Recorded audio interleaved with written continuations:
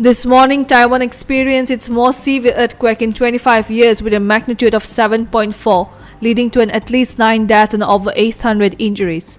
The earthquake struck the east coast of the island near Hualien City, 18 kilometers, 11 miles south, at a depth of 34.8 kilometers, 21 miles, as reported by the U.S. Geology Survey.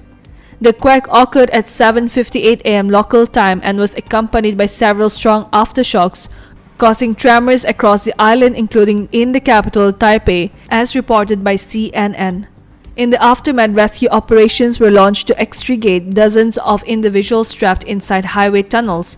The National Fire Agency (NFA) of Taiwan updated that the death toll had reached 9, with the number of injured people rising to 882, although the extent of the injuries were not specified.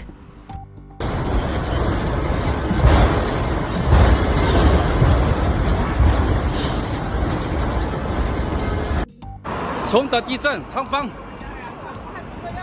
冲的地震，汤方。